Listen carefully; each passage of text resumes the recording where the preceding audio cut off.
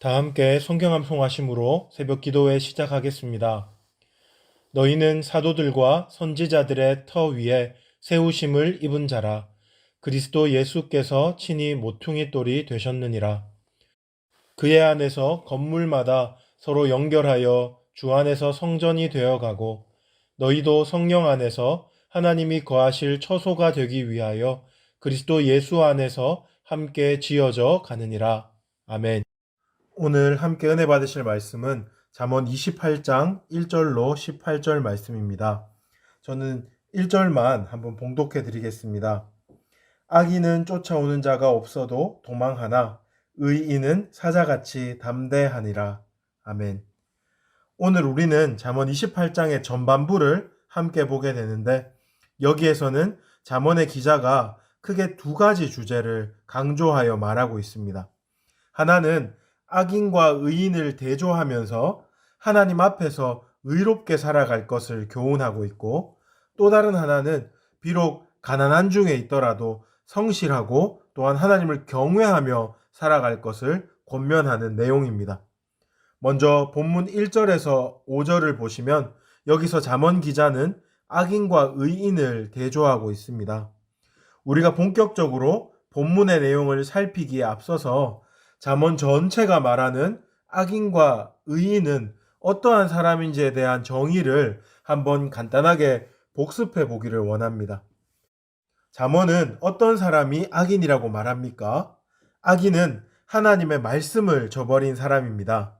그는 하나님을 사랑하고 이웃을 사랑하라는 하나님의 지혜의 말씀을 멀리하고 자신의 욕심과 이기심을 쫓아서 살아가는 그런 사람입니다.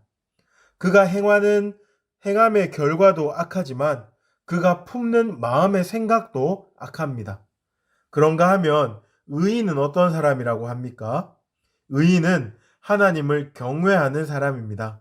하나님을 경외함으로 하나님의 말씀을 순종하는 사람이 바로 의인입니다. 하나님 말씀 앞에서 겸손할 뿐만 아니라 그는 이웃을 배려하고 사랑할 줄 아는 사람입니다.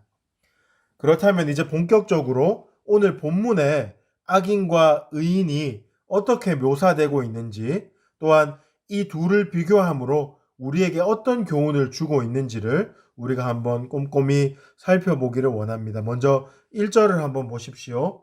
제가 1절을 읽었었는데 다시 한번 읽어드리겠습니다. 악인은 쫓아오는 자가 없어도 도망하나 의인은 사자같이 담대하니라.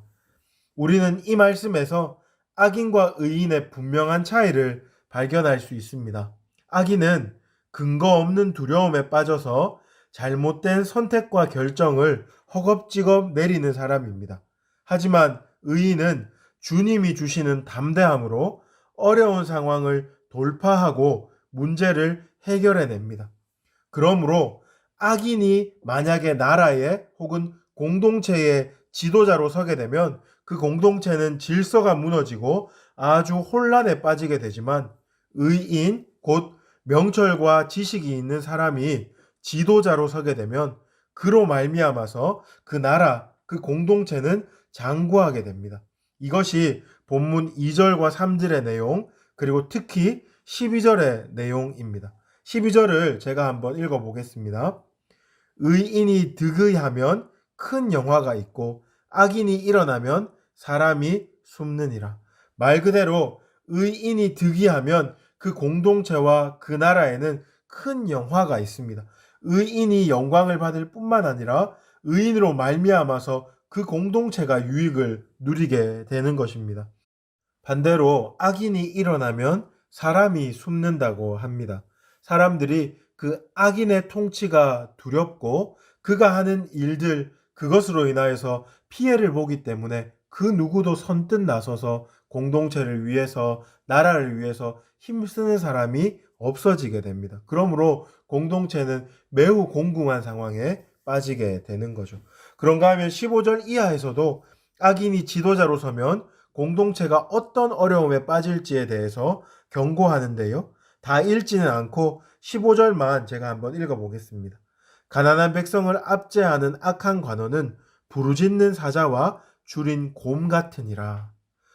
정말 악한 지도자에게 잘못 걸리면 부르짖는 사자와 줄인 곰을 만나는 것처럼 사지가 찢어지는 고통을 경험하고 정말 극악무도한 상황에 빠지게 될 것이라고 경고하고 있습니다.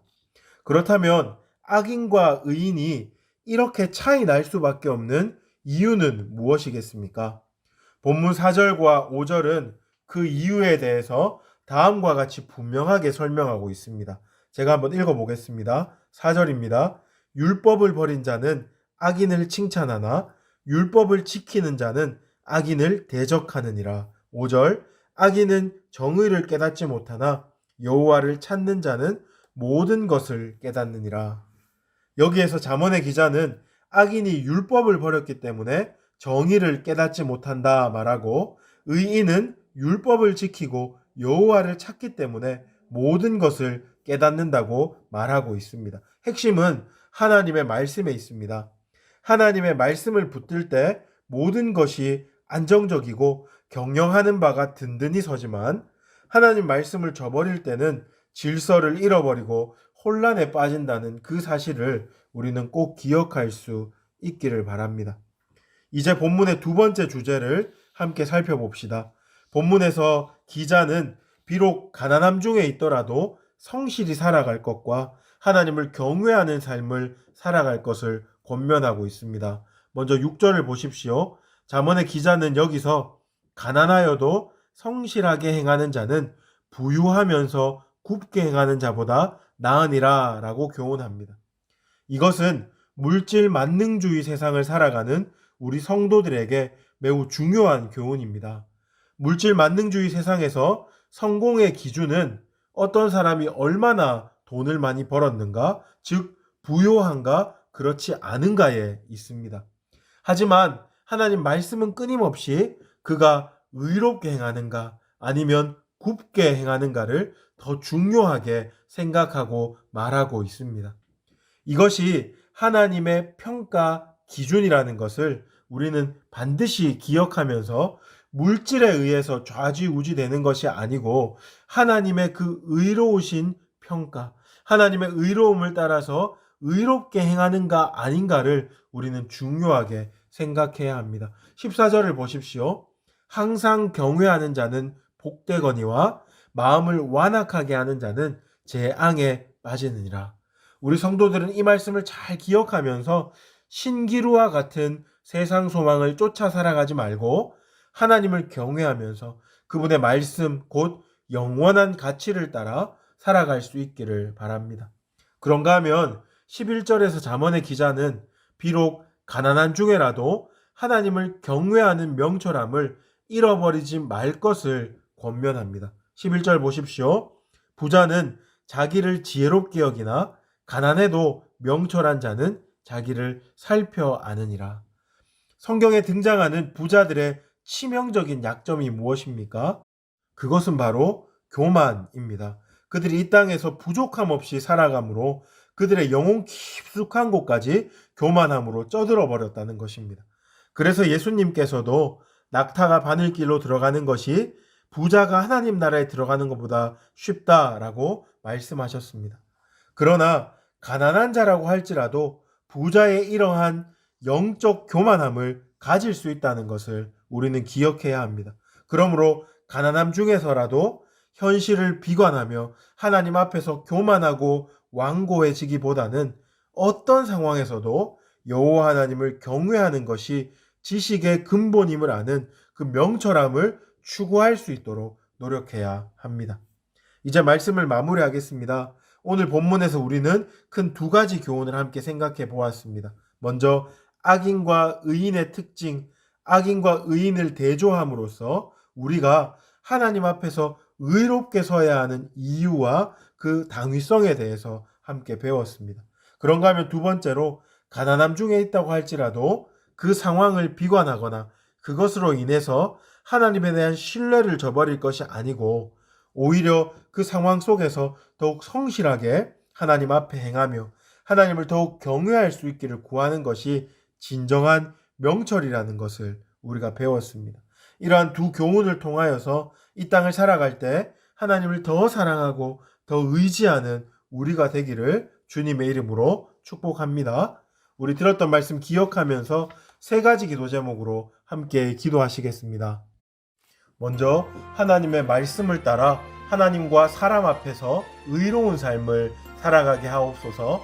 어떤 상황에라도 비록 궁핍하고 가난한 때에라도 성실히 하나님의 은혜를 구하며 하나님을 경외하는 삶을 살아가게 하옵소서. 두 번째로 선교와 전도를 위해서 기도하십시다. 캄보디아 김영진, 아는양 선교사님, 인도네시아 김인성, 이성숙 선교사님의 가정을 붙들어 주시고 그들의 사역 가운데 은혜를 부어 주시옵소서. 또한 우리 모두에게 구령의 열정을 회복시켜 주셔서 증인 공동체로 우리 교회를 세워 주시옵소서. 세 번째로 코로나19 사태가 하루속히 종식되게 하여 주시고 위기의 때에 교회를 지켜주시고 성도들이 더욱 겸손히 하나님 앞에 엎드리게 하여 주시옵소서. 우리 나눈 기도 제목과 하나님 여러분 각자에게 주신 기도 제목 가지고 주여 부르짖고 합심으로 기도하시겠습니다. 주여.